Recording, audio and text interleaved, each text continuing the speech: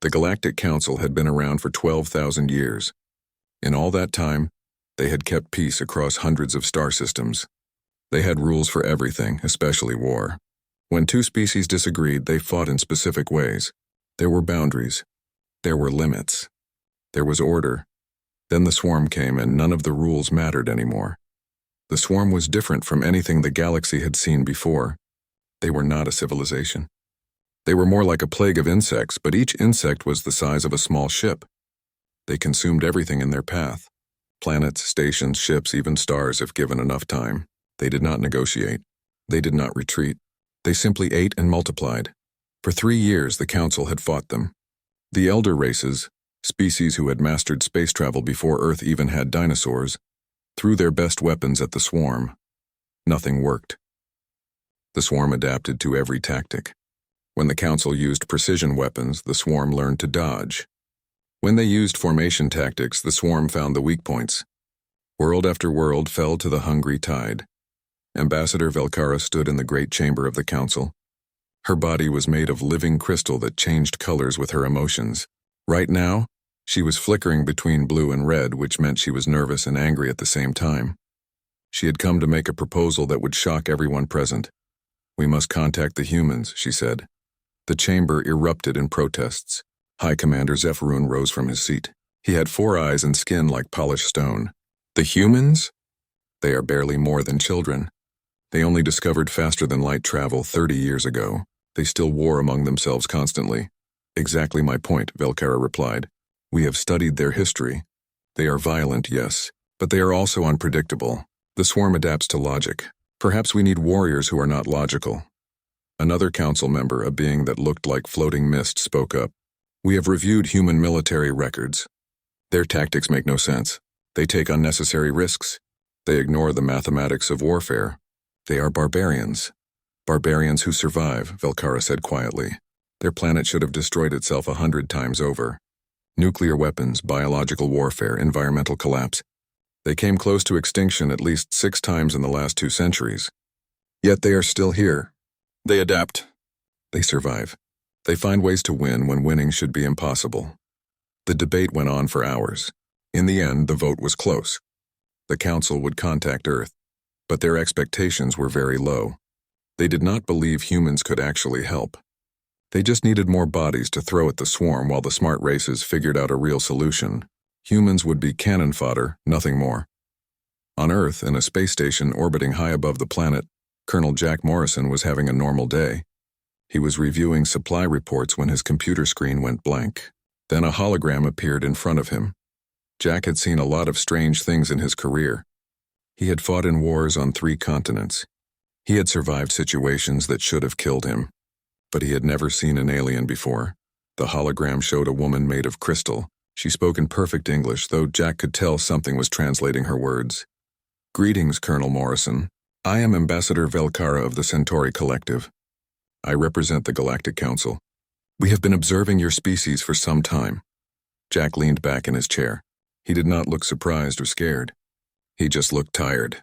"Let me guess. You've got a problem you can't solve and you want our help." Velkara's crystal form flickered with surprise. "You are very direct." "Lady, I've been a soldier for 30 years. I know what a recruitment speech sounds like." "What's the job?" Velkara explained about the swarm. She showed him footage of battles. Jack watched as elegant alien ships fired precise beams of energy at the organic creatures. He watched as the swarm swarmed over defensive lines. He watched as planets died. "So you've been fighting this thing for 3 years and losing," Jack said when she finished. "And now you want Earth's help. Why us?" "You are unpredictable," Velkara admitted. "We need warriors who think differently." Jack smiled, but it was not a friendly smile. "You mean you need someone crazy enough to fight a war you're losing? All right, let me talk to my people." What happened next shocked the Galactic Council. They expected Earth to take weeks or months to prepare. Instead, within 72 hours, humanity had assembled a fleet. It was not a big fleet by galactic standards. 20 ships, 7,000 people. But they were ready to fight. General Lisa Grant commanded the human forces. She was 53 years old with gray hair and sharp eyes. She had revolutionized warfare on Earth by thinking of strategies no one else considered. She did not follow the textbooks. She wrote her own rules. Her second in command was Commander Kyle Brooks. He was younger, only 35, but he had a reputation for creative thinking. When other officers saw problems, Kyle saw opportunities. As the human ships prepared to leave Earth's solar system, the crews were excited. Most of them were young. Many had never been in real combat, but they all volunteered. When humanity learned there were aliens who needed help, thousands of people signed up to fight. The ships themselves looked ugly compared to the sleek vessels of the council races. Human ships were blocky and practical. They looked like flying warehouses more than warships, but they were tough and they were ready. When the human fleet arrived at the council's staging area, the aliens watched with a mixture of curiosity and disgust. The humans were loud. They seemed to treat military regulations as suggestions rather than laws. Their ships leaked atmosphere in several places. Their weapons were primitive kinetic systems that threw pieces of metal at high speed.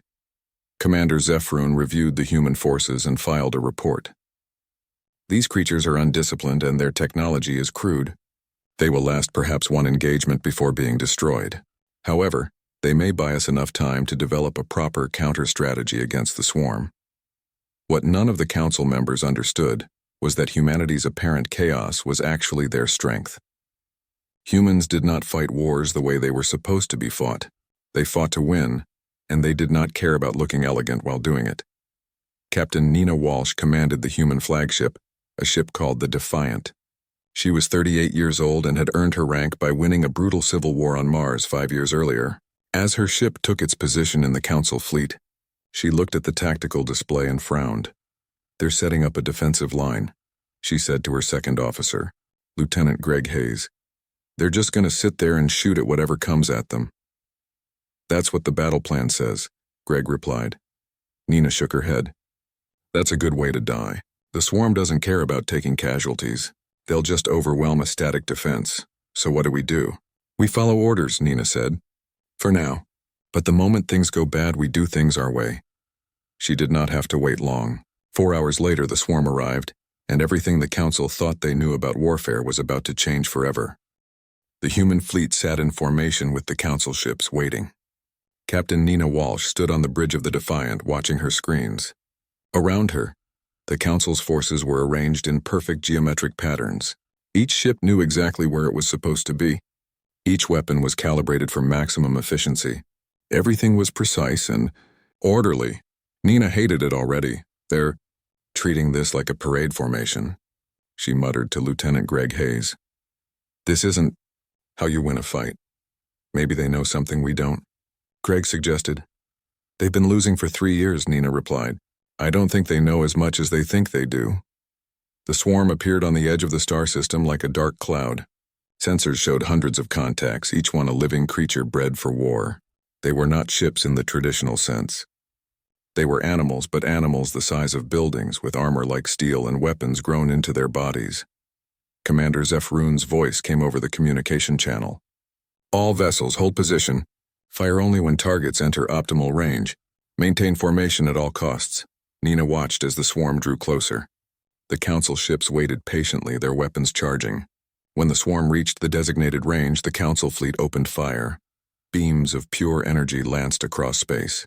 Each shot was perfectly calculated to use the least amount of power while delivering maximum damage. It was beautiful to watch. It was also not working. The swarm absorbed the damage and kept coming. Individual creatures died, but there were always more behind them. They moved like a school of fish, flowing around obstacles, finding weak points in the formation. "All vessels maintain position," Zephrun repeated. "Do not waste ammunition on suboptimal targets." Nina watched as swarm creatures began to envelop the council's defensive line. The aliens were fighting by the book, but the book was not working. A Centauri cruiser took heavy damage as 3 swarm creatures crashed into it simultaneously. The ship's shields flickered and died. "They're requesting support," said Lieutenant Amanda Price from the communications station, "but Council Command is ordering them to maintain position." Nina made a decision that would change everything. "All human vessels, this is Walsh. Break formation. I repeat, break formation and engage at will." "Captain, the Council is ordering us back into position," Amanda reported. "Tell them we're having communication problems," Nina said. She switched to the fleet-wide human channel. "All ships, listen up. We're not sitting here like targets. Brooks, take your wing and hit their left flank. I'm going right. Move fast, shoot everything, and don't stop moving. The Defiant lunged forward, breaking free from the neat formation. Behind her, the rest of the human fleet followed. The council commanders watched in horror as the humans charged directly into the swarm. They're going to be slaughtered, Zephrun said to his tactical officer, but they were not. The Defiant's railguns opened fire, and suddenly space was filled with thousands of metal projectiles. Unlike the precise energy beams of the council ships, the human weapons sprayed death in wide patterns. It was inefficient. It was wasteful. It was absolutely devastating. The swarm creatures, evolved to dodge precise shots, suddenly found themselves unable to avoid the sheer volume of projectiles. Dozens of creatures were torn apart in seconds. Keep firing, Nina ordered. Don't give them time to adapt. Hayes, get me firing solutions on everything that moves. Commander Kyle Brooks, leading his wing of ships, took a different approach. Instead of engaging at long range like the council forces, his ships dove directly into the swarm mass. They flew between the creatures, firing at point-blank range before banking away at high speed. This is insane, said one of his pilots. Insane is our specialty, Kyle replied, laughing. They don't know how to handle us because we're not supposed to be doing this. On the council flagship, Zephrun watched the tactical display in disbelief. The humans were violating every principle of civilized warfare. They were taking damage that should force them to retreat. They were wasting ammunition. They were flying in patterns that made no mathematical sense, and they were winning. A swarm creature attached itself to the Defiant's hull and began burning through the armor with acid. Nina did not call for help. Instead, she ordered her pilot to perform a high-speed rotation while firing all maneuvering thrusters. The ship spun like a top. The swarm creature, unable to maintain its grip, was torn off and flung into space. Before it could recover, railgun fire from another human ship turned it into debris. Hull breach on decks 5 and 6, reported the damage control officer. Seal it and keep fighting, Nina ordered. We're not done yet. The battle lasted 6 hours. It was chaos from start to finish. Human ships dove, twisted, and spun through the swarm like dancers in a deadly ballet. They took damage that would have crippled council vessels, patched it with emergency repairs, and kept fighting. The council forces, watching the humans fight, slowly began to change their tactics. Some captains, inspired by the human example, broke formation to provide support. Others increased their rate of fire, sacrificing efficiency for volume. The strict rules of engagement began to blur. When the swarm finally retreated, it was the first time in 18 months that a council defensive line had held without losing ground. The human fleet had paid a price. 2 ships were completely destroyed. Every surviving vessel had damage. 347 people were dead. Another 600 were wounded, but they had killed nearly 40% of the swarm force. General Lisa Grant's face appeared on Nina's communication screen. The general was aboard another ship and she looked exhausted. Good work, Captain. Now comes the hard part. What's harder than that? Nina asked. Convincing the council that our way works, Lisa replied. In the aftermath of the battle, the council convened an emergency meeting. Ambassador Velkara stood before the assembled commanders and tried to explain what had happened.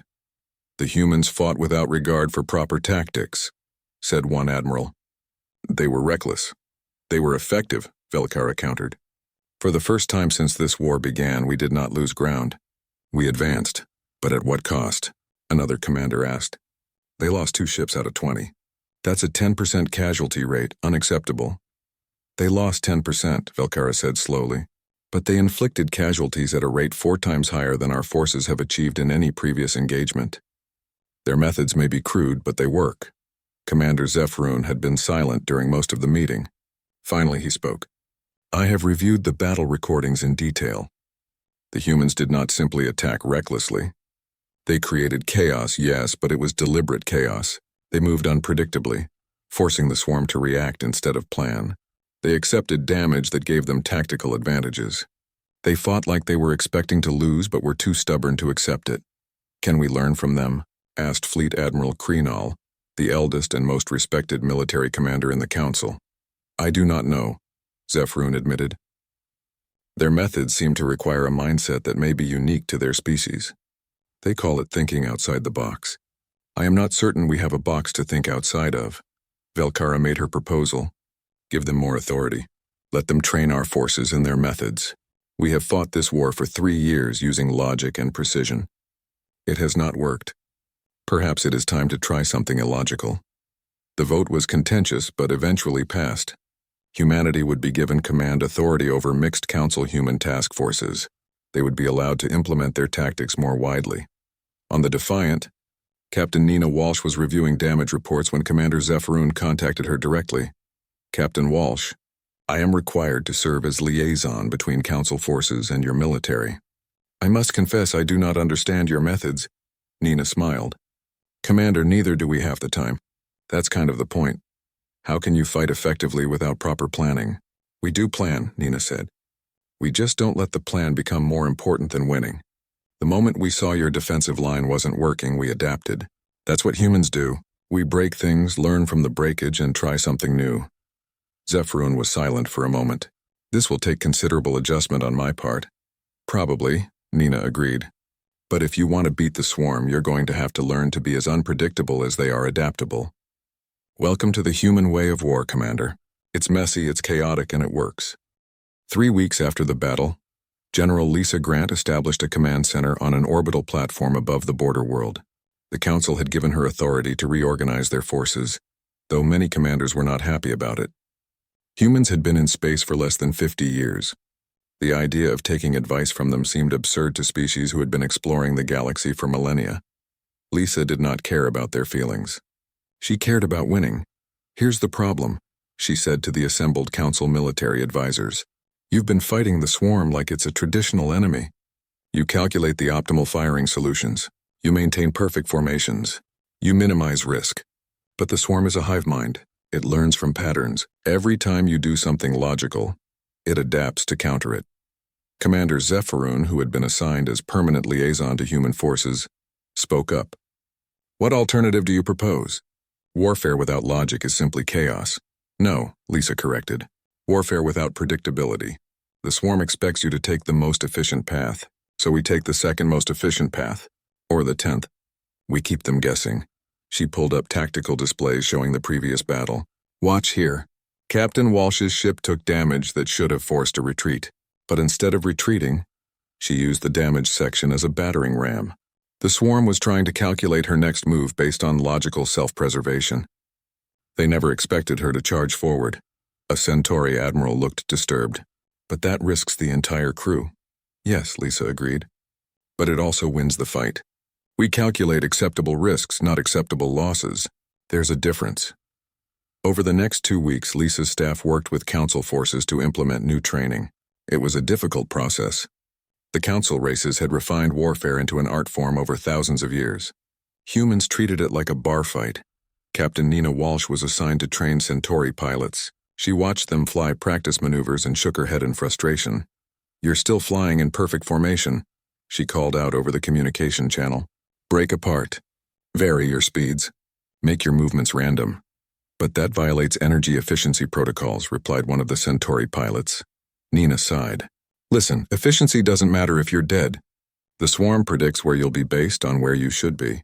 So don't be where you should be. Be somewhere unexpected. Commander Kyle Brooks was having similar problems with Council weapons engineers. Your particle beams are incredible, he said, examining a Centauri weapon array. Perfect accuracy, minimal energy waste. But you know what would be more useful? More shots per second. The chief engineer looked physically pained. That would reduce the power of each individual shot. It would be wasteful. It would also be overwhelming, Kyle countered. The swarm can dodge 1 perfect shot. Can they dodge 10 imperfect shots? 20? 100? Sometimes quantity beats quality. Not everyone accepted the human methods. Several Council commanders refused to implement what they called barbaric tactics. But enough were willing to try, especially after word spread about the rescue at Crevor Station.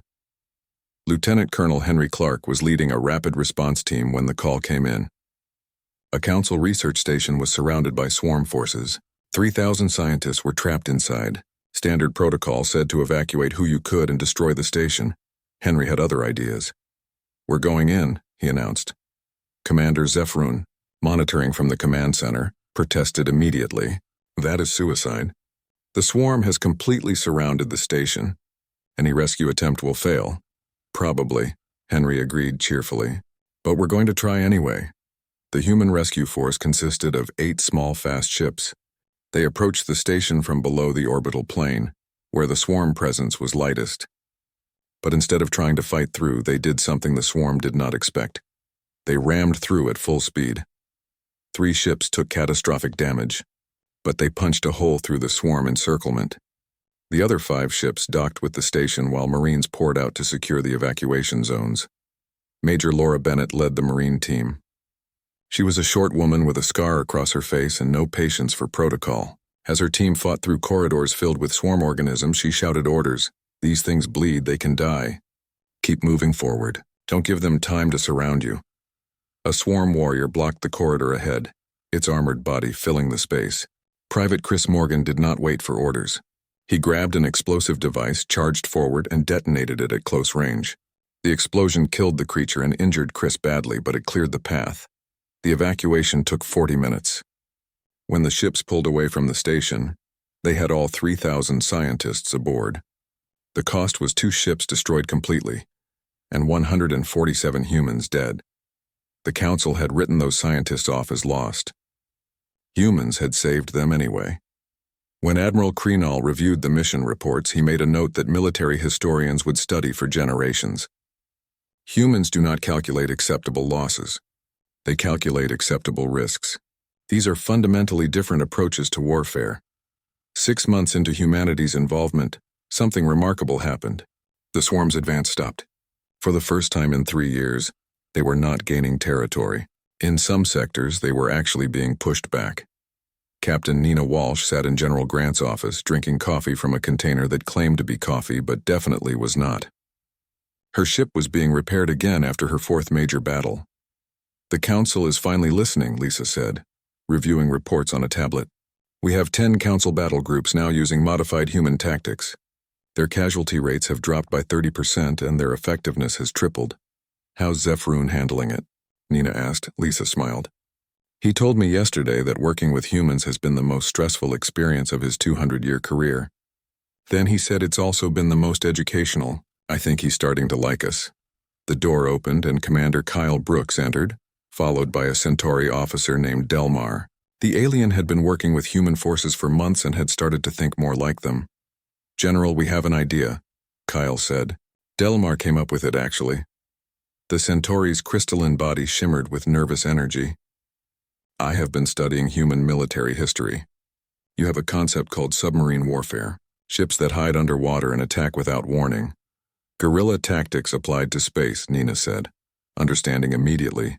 Hit and run. Precisely, Delmar continued. The swarm's hive mind makes them efficient at responding to direct threats. But what if threats appeared and disappeared before they could coordinate? Your species has a phrase I have learned. Death by 1,000 cuts. Lisa leaned forward, interested. Go on. Over the next month, mixed human council strike teams implemented the new strategy. Small fast ships would jump into swarm-controlled systems, hit high-value targets and jump out before the swarm could respond effectively. Lieutenant Commander Rachel Kim led one of these teams. She was young for her rank, only 29, but she had earned her position through aggressive tactics and creative thinking. Her strike team consisted of 3 human corvettes and 4 Centauri fast attack craft. Our target is a swarm breeding facility in the Torvin system, Rachel briefed her team. Intelligence says they're producing 200 new warrior organisms per day. We're going to shut that down permanently. What's the Council's recommended approach? Asked Ensign Matt Cooper. Rachel grinned. They don't have one. They've never tried to hit a target this deep in swarm space. They think it's impossible. Good thing impossible is our specialty, Matt replied. The strike team jumped into the system, unleashed every weapon they had at the breeding facility, and jumped out before the swarm defenders even reached weapons range. Total time in system was 4 minutes. The facility was completely destroyed. They repeated this pattern across 17 systems over 2 weeks. The swarm, accustomed to fighting defensive battles, suddenly found themselves under attack from random directions. They could not predict where humans would strike next because the humans themselves often did not know until the last moment. Commander Zephrun, observing Rachel's team, filed reports that confused his superiors. Lieutenant Commander Kim deliberately chose suboptimal attack vectors to confuse the enemy. When I suggested a more direct approach would be more efficient, she replied that efficiency is predictable, and predictable gets you killed. I believe I am beginning to understand human tactical thinking. The real breakthrough came from an unexpected source. Private Danny Wright was just a communications specialist, not a tactical officer. But during a debriefing, he made an observation that changed the war. The swarm's a hive mind, right? Danny said. They're like one big computer network. What if we could hack them? The council's scientists thought the idea was ridiculous. The swarm was biological, not technological. But human researchers, led by Dr. Paul Anderson, saw possibilities that others missed. The swarm communicates through quantum-entangled particles in their neural tissue, Paul explained. They're using biology to do what we do with radio. And anything that communicates can be disrupted. Working with Centauri quantum specialists, Paul's team developed something new. They called it a quantum disruptor. It did not kill swarm. The quantum disruptor sat in a laboratory on the orbital platform, looking like nothing special. It was a small device, no bigger than a briefcase, but Dr. Paul Anderson believed it would change the war. The council's scientists were skeptical. They had reviewed his work and found it theoretically sound, but they did not believe biology could be hacked like a computer system. The swarm has been evolving for millions of years, said a Centauri biologist. Their neural communication is far more complex than any technology we have developed. You cannot simply jam their signals. Paul smiled patiently. He was used to people doubting him. We're not jamming the signals. We're adding to them. The swarm's hive mind works because every organism trusts the commands it receives. They have no concept of false information. We're going to give them false information and let them tear themselves apart trying to follow contradictory orders. The first field test would happen at Velcara Prime, the Centauri homeworld. Intelligence reports showed a massive swarm fleet gathering at the edge of the system. Over 300 ships, the largest concentration of swarm forces anyone had seen. Colonel Jack Morrison, now commanding all human forces in the sector, reviewed the battle plan with General Lisa Grant. They sat in a briefing room with Commander Zephyrin and several other council officers. They're coming for the homeworld, Lisa said, pointing at the tactical display. If Velcara Prime falls, the Centauri lose their entire civilization. We cannot let that happen. The defense fleet is ready, Zephyrin reported. We have 80 council vessels and 30 human ships. We are significantly outnumbered. Numbers don't matter if we can turn their strength against them, Jack said. He looked at Paul Anderson, who had joined the briefing. Doctor, are you confident this will work? Paul hesitated. Theoretically, yes. In practice, we've never tested it on this scale. The disruptor could affect a dozen swarm ships, or it could affect all of them. We won't know until we try. Good enough for me, Jack said. We deploy the disruptors when the swarm enters the system. If it works, we press the advantage. If it doesn't, we fight the old-fashioned way. Ambassador Velcara, whose homeworld was about to become a battlefield, spoke quietly. Colonel Morrison, my people are evacuating civilians to underground shelters. If the battle goes poorly, how long can you hold? Jack met her crystalline eyes. As long as it takes, Ambassador. We didn't come all this way to watch your world burn. The swarm arrived 6 hours later. They came in a dark wave, blotting out the stars. Sensors showed 347 distinct organisms, each one bred for war. They moved with perfect coordination, the hive mind directing them like a single entity. On the bridge of his flagship, Jack gave the order. Deploy the disruptors. Across the defense fleet, small drones launched carrying Paul's devices. They spread out through space, creating a network around the approaching swarm. When they activated, there was no visible effect. No flash of light. No explosion. Just a pulse of quantum energy that human sensors could barely detect. For a moment, nothing happened. The swarm continued its approach, and Jack felt his stomach sink. The weapon had failed. Then the swarm fleet began to tear itself apart. Individual organisms suddenly received conflicting commands. Half the fleet was told to attack the planet immediately. The other half was told to defend a location 3 light hours away. Some organisms received orders to begin reproducing. Others were commanded to enter hibernation. Still others were told to attack the nearest swarm ship.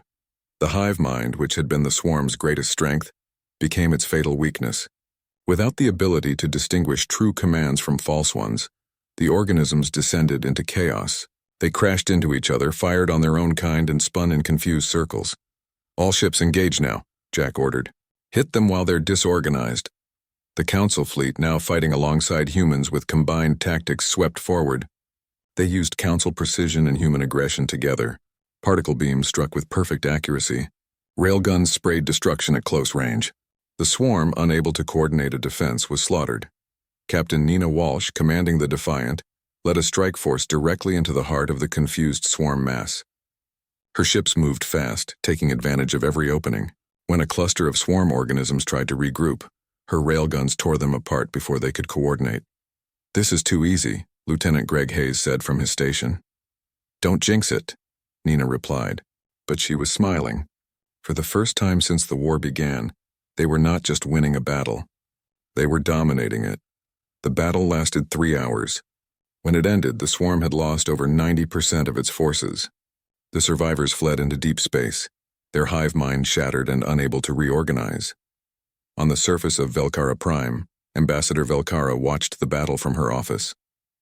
When it became clear the swarm was defeated, she opened a communication channel to Colonel Morrison. "Colonel, my people owe you a debt we can never repay." Jack's weathered face appeared on her screen. He looked tired but satisfied. "Ambassador, you gave us a chance when your own council thought we were just barbarians. We're just returning the favor. Besides, this is what humans do. We take impossible situations and make them work through sheer stubbornness." Velcara's crystalline form flickered with colors that indicated deep emotion. "I am beginning to understand why your species survived its own destructive history. You are too stubborn to accept defeat, even from yourselves." In the weeks following the victory at Velcara Prime, the war began to shift dramatically. The quantum disruptor was deployed in multiple sectors. The swarm, unable to adapt to an attack that came from within their own communication system, began to fragment. General Lisa Grant stood in her command center, reviewing strategic reports with Commander Zephrun. The Centauri officer had changed significantly in the month since first contact with humans. He now wore a patch on his uniform that read Chaos Squad, a gift from human Marines he had fought alongside. "The swarm is collapsing," Zephrun reported. "Without hive cohesion, individual organisms are becoming aggressive but uncoordinated. They can still be dangerous, but they are no longer an existential threat." "How long until we can declare victory?" Lisa asked. "Months at least. Perhaps a year, but the outcome is no longer in doubt." Zephrun paused, then said quietly, "General Grant, I must make a confession. When we first recruited humanity, I voted against it. I believed you would be slaughtered in your first engagement." "I have never been more pleased to be wrong," Lisa smiled. "Commander, 6 months ago you thought we were crazy. What changed your mind?" "I realize that crazy and effective are not mutually exclusive," Zephrun replied. "Your species has taught us that 12,000 years of military doctrine created certain assumptions. We assumed warfare must be logical, efficient, and follow established patterns. You showed us that sometimes the best answer is to break all the rules." Across the war zone, human tactics were being adopted by Council forces. Captains who once followed regulations perfectly now took calculated risks. Engineers who once optimized for efficiency now optimized for unpredictability. Soldiers who once fought with precise coordination now fought with controlled chaos. Lieutenant Commander Rachel Kim continued her hit-and-run campaign, now leading mixed teams that included more Council ships than human ones. Her crews had learned to think like humans, striking from unexpected angles and disappearing before the enemy could respond. Captain Nina Walsh commanded the first truly integrated ship, with human and Centauri crew working side by side. The combination of Council knowledge and human creativity made them devastatingly effective. Commander Kyle Brooks, now promoted to Admiral, oversaw the modification of Council weapons to incorporate human design principles. The new hybrid weapons were not as elegant as pure Council technology, but they were far more effective in combat. The swarm's defeat was not a single climactic battle, but a slow collapse. Everywhere they turned, they faced enemies who no longer fought predictably. The hive mind, evolved to adapt to logical opponents, could not cope with the deliberate illogic of human-trained forces. In a quiet moment, Dr. Paul Anderson sat in a laboratory with a Centauri scientist named Kelvon. They were reviewing data from the quantum disruptor tests. "Your weapon won the war," Kelvan said. But more than that, your approach to the problem was revolutionary. You treated biology as if it were technology, and it worked. Paul shrugged. To humans, everything is just a different kind of puzzle. Biology, technology, warfare, whatever. We figure out how it works, then we figure out how to break it or use it better. Is that what makes your species so dangerous? Kelvan asked. You see everything as something to be understood and exploited? Maybe, Paul admitted. But it also makes us good allies. When we commit to something, we don't give up. We keep trying until we find an answer. The war was ending, but its impact on the galaxy was just beginning. Humanity had not just helped win a war. They had changed how an entire civilization thought about warfare, problem-solving, and what was possible. The war did not end with a grand final battle. Instead, it faded away like a dying fire. The swarm, its hive mind shattered by quantum disruptors and its forces scattered by unpredictable tactics, broke apart into isolated groups. These groups were still dangerous, but they were no longer an organized threat. Mopping up operations took another year, but everyone knew the real war was over. The peace conference was held on Earth in the city of Geneva. It was symbolic. The Galactic Council, which had existed for 12,000 years, was meeting on the homeworld of a species that had been in space for less than 50 years. The message was clear. Everything had changed. General Lisa Grant led the human delegation. Beside her sat Colonel Jack Morrison and Captain Nina Walsh. Across the negotiating table sat representatives from the Council, including Admiral Kreenal, the ancient being who had initially opposed recruiting humanity. Kreenal spoke first, his voice carrying the weight of 2,000 years of life. The Galactic Council wishes to formally acknowledge the debt we owe humanity. When we invited you to join this war, we did so as a last resort. We expected you to serve as expendable forces while we developed a proper solution. Instead, you became our teachers. Lisa accepted the acknowledgement with grace. Admiral, we're honored. But I think the bigger lesson here isn't that humans are special. It's that there are many ways to solve a problem. Your civilization spent 12,000 years perfecting logical, efficient warfare. That's incredible. But when you faced an enemy that was also logical, you needed someone who thought differently. Ambassador Velkara, whose homeworld had been saved by human tactics, added her voice. We propose a permanent military alliance with Earth. We offer you full membership in the Galactic Council, access to our technology, and trade agreements. In return, we ask that you help us ensure this never happens again. Admiral Kyle Brooks, promoted after his success in multiple campaigns, spoke up. With respect, Ambassador, I think you're missing the point. You don't need to hire us as your military troublemakers. You need to learn how to be troublemakers yourselves. The Council representatives looked confused. Commander Zephrun, who had worked closely with humans throughout the war, explained. Admiral Brooks means that we must learn to think like humans think. We cannot simply copy tactics. We must change our entire approach to problem solving. Over the following months, a remarkable cultural exchange began. It was not just military. Human scientists came to Council worlds to share research methods.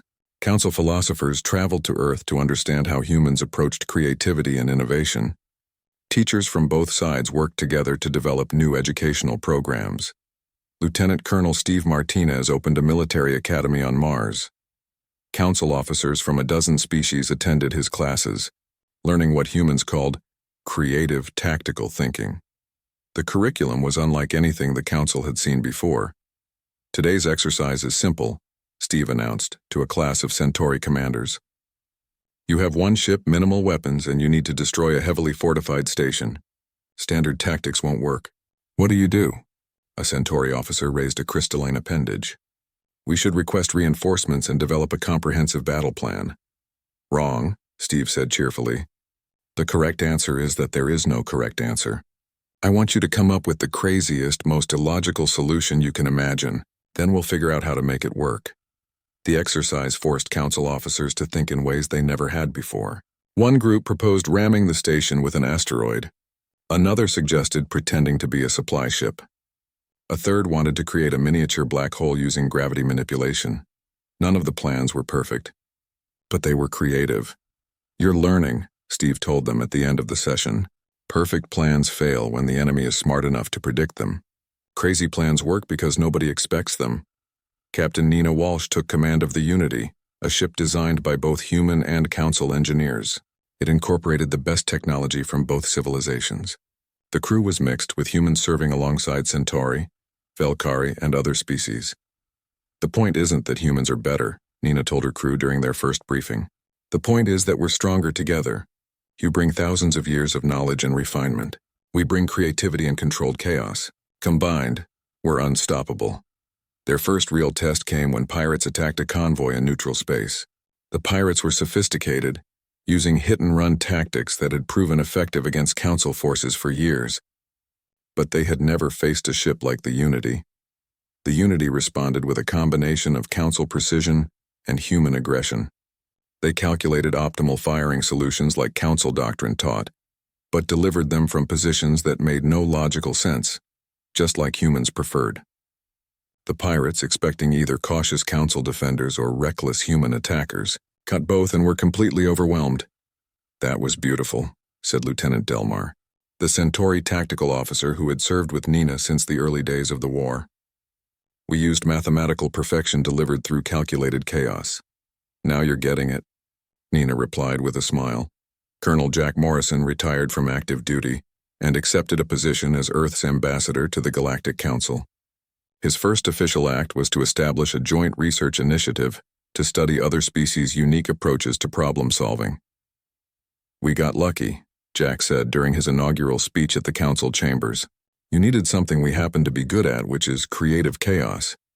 But there are thousands of species in this galaxy. Each one has its own perspective, its own strengths. Imagine what we could accomplish if we learned from all of them instead of just assuming one way is best. The speech was well received. Several council members who had initially opposed human involvement now spoke in favor of Jack's proposal. The galaxy was changing, slowly but surely. 5 years after humanity's first contact with the Galactic Council, the galaxy looked very different. The swarm still existed in remote regions, but attacks were rare.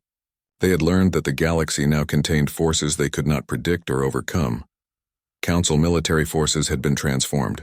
They still valued efficiency and logic, but they had learned to recognize situations where creativity mattered more. Training programs now included courses on lateral thinking, risk assessment, and improvisation. Textbooks that had been used for thousands of years were updated to include human tactical principles. In a quiet ceremony on an orbital platform above Earth, a memorial was unveiled. It was a wall of black granite floating in space, inscribed with names, 7,342 names. Every human who had died during the war. General Lisa Grant, now retired, stood before the memorial with tears in her eyes. Beside her stood Admiral Krenal, the Council's most senior military officer.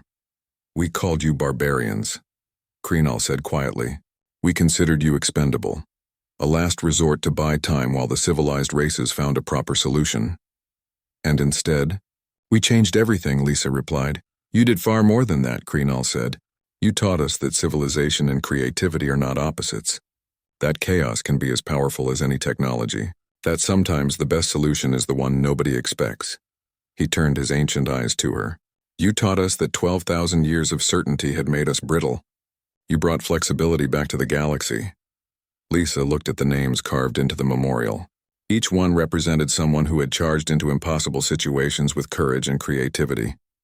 Someone who had proven that humanity deserved its place among the stars not through advanced technology, but through sheer determination and innovative thinking. They would have liked being remembered this way, she said, not just for winning, but for changing how the game is played. As Earth rotated below them, bringing dawn to the Americas, the future spread out before the galaxy. It was uncertain. It was unpredictable. It was full of possibilities. And for humans, that was perfect. The Galactic Council had existed for 12,000 years using one approach to warfare and problem-solving. Then humanity showed up and demonstrated that there were other ways, better ways for certain situations. The Council had not been wrong in their methods. They had simply been incomplete. Now military academies across the galaxy taught both approaches: precision and chaos, logic and creativity, efficiency and unpredictability. Students learned when to use each tool, understanding that the key was not choosing one over the other, but knowing which one fit the situation. The swarm had been defeated by a species that refused to follow the rules. But more importantly, an entire civilization had learned that rules were meant to be questioned, tested, and sometimes broken. In the end, the aliens had been correct about one thing. Humanity was a last resort, a desperate gamble when nothing else worked. But they had been wrong about what that meant. Humans were not expendable cannon fodder. They were the reminder that when logic fails, creativity prevails. When tradition stalls, innovation pushes forward. When the impossible blocks the path, humans find another way. The rules of war had not just been changed. They had been rewritten by a species too young to know the rules existed, too stubborn to accept defeat, and too creative to fight by anyone's playbook but their own. The galaxy would never be the same.